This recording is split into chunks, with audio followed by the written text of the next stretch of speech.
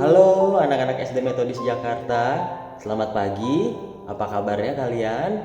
Semoga kalian tetap sehat selalu ya. Pagi hari ini kita kembali lagi di dalam renungan pagi kita. Sebelum kita memulai segala kegiatan kita, aktivitas kita di sepanjang hari ini, mari kita bersyukur kepada Tuhan karena penyertaan Tuhan sungguh selalu nyata di dalam kehidupan kita. Sehingga pada pagi hari ini kita bisa kembali dengan tubuh yang sehat, dengan nafas baru yang sudah Tuhan berikan di dalam kehidupan kita. Mari sebelum kita masuk ke dalam renungan pada pagi hari ini, kita sama-sama berdoa yuk. Lipat tangan, tutup mata, kita bersatu di dalam doa. Tuhan Yesus, terima kasih untuk penyertaan Tuhan di dalam kehidupan kami.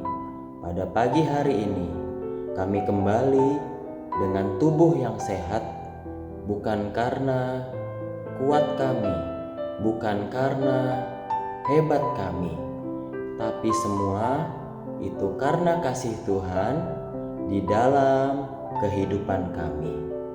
Pada pagi hari ini, kami mau mendengarkan dan membaca renungan firman Tuhan.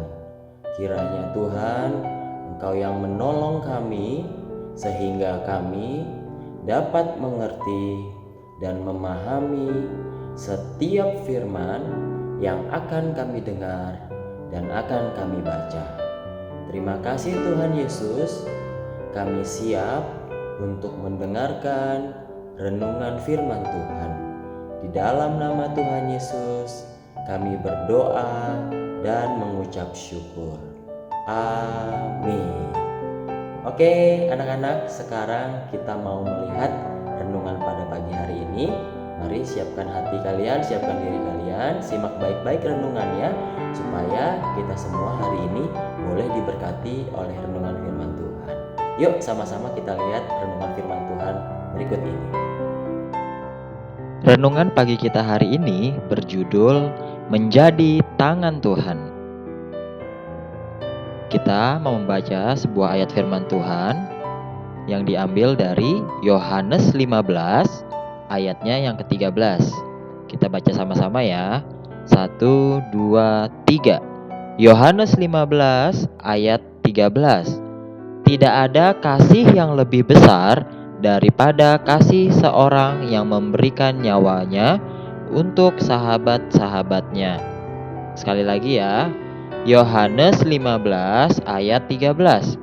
Tidak ada kasih yang lebih besar daripada kasih seorang yang memberikan nyawanya untuk sahabat-sahabatnya.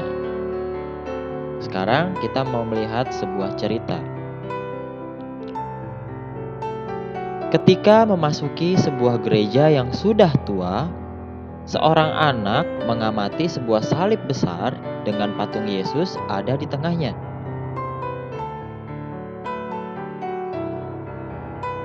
Namun, si anak heran melihat patung itu. Ada sesuatu yang tidak sempurna di patung ini, pikirnya. Kemudian, anak ini mulai mengamati semua bagian patung Yesus tersebut. Aku tahu sekarang, katanya. Anak itu kemudian bertanya kepada pendeta yang ada di situ. Pak, mengapa Yesus di situ tidak punya tangan? Katanya sambil menunjuk ke patung. Benar sayang, karena itu maukah kamu menolong Yesus? Jawab pendeta. Yesus butuh tanganmu untuk menolong sesama yang membutuhkan bantuanmu.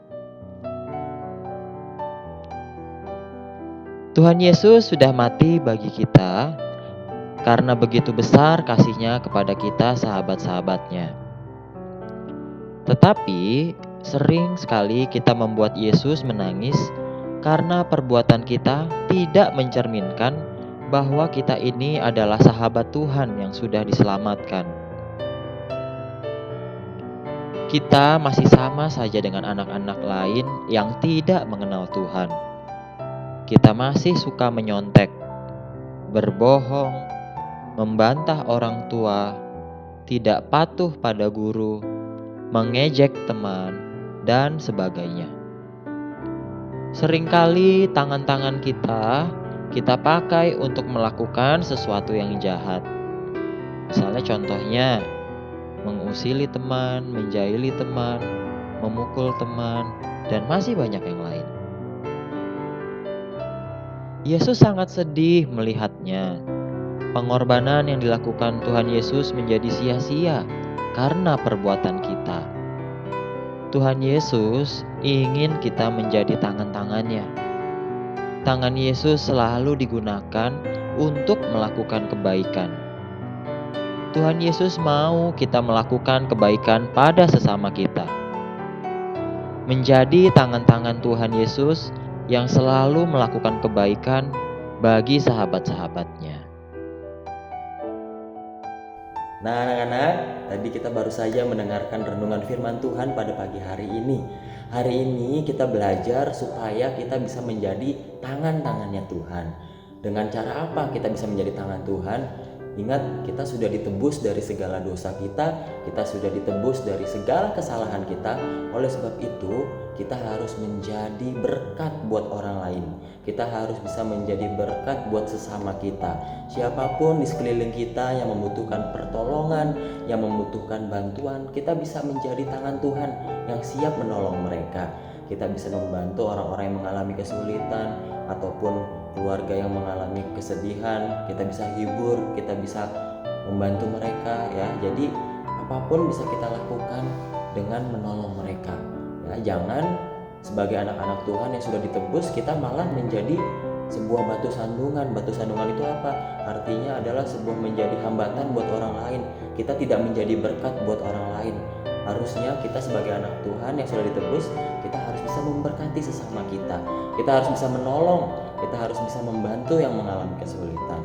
Oleh sebab itu, mari kita sama-sama yuk saling tolong menolong. Kita bisa saling mendoakan, kita bisa saling menguatkan, kita bisa saling menghibur. Kalau saat ini kita terpisah jarak, kita terpisah oleh ruang, tapi kita bisa sama-sama saling berdoa. Kita bisa sama-sama saling menghibur satu dengan yang lain. Kita bisa bertelepon, kita saling menguatkan, dan kita bisa saling membantu. Oleh sebab itu, Mister mau ajak kalian supaya kita bisa menjadi berkat buat sesama kita di tengah situasi yang sedang tidak baik ini. Kita bisa tetap menjadi berkat dan kita bisa menjadi tangan-tangannya Tuhan yang bisa memberkati orang lain. Oke anak-anak, sekarang kita mau membaca ayat emas kita pada pagi hari ini. Yuk sama-sama kita lihat ayat emas kita. Nah anak-anak, sekarang kita mau membaca ayat emas kita pada pagi hari ini. Ayat emas kita diambil dari Yohanes 15 ayat yang ke-13. Kita baca sama-sama ya sebanyak 3 kali. 1, 2, 3. Yohanes 15 ayat 13.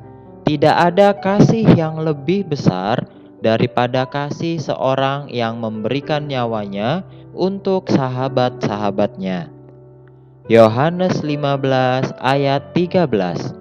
Tidak ada kasih yang lebih besar daripada kasih seorang yang memberikan nyawanya untuk sahabat-sahabatnya. Sekali lagi ya. Yohanes 15 ayat 13. Tidak ada kasih yang lebih besar daripada kasih seorang yang memberikan nyawanya untuk sahabat-sahabatnya. Oke anak-anak, demikian renungan pada pagi hari ini. Kalian tadi sudah mendengarkan renungan, kalian juga sudah membaca ayat emas pada pagi hari ini. Biarlah renungan itu boleh menjadi berkat buat setiap kita, dan kita bisa menjadi berkat juga untuk orang lain di sekeliling kita. Nah sekarang kita akan mengakhiri renungan pagi kita pada pagi hari ini. Sebelumnya kita mau bersatu di dalam doa. Mari lipat tangan, tutup matamu, kita berdoa. Tuhan Yesus, terima kasih untuk renungan-Mu pada pagi hari ini. Kami boleh diajarkan untuk menjadi tangan-tangan Tuhan yang dapat memberkati orang lain.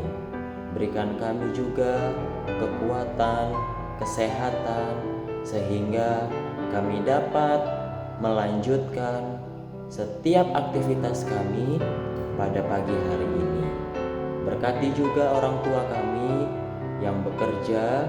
Biarlah Tuhan, Engkau boleh memberikan kesehatan, kekuatan, dan berkat yang luar biasa, sehingga orang tua kami juga dapat bekerja dengan baik pada hari ini. Berkati juga setiap guru-guru kami yang telah memberikan pelajaran. Biarlah juga Tuhan, Engkau berkati mereka, berikan mereka kesehatan, berikan mereka kekuatan. Terima kasih Tuhan Yesus. Ini doa kami serahkan hidup kami pada hari ini ke dalam tangan Tuhan. Di dalam nama Tuhan Yesus kami berdoa dan mengucap syukur. Amin. Ya anak-anak, sampai sini dulu renungan pagi kita pada hari ini. Sampai ketemu lagi di renungan yang berikutnya.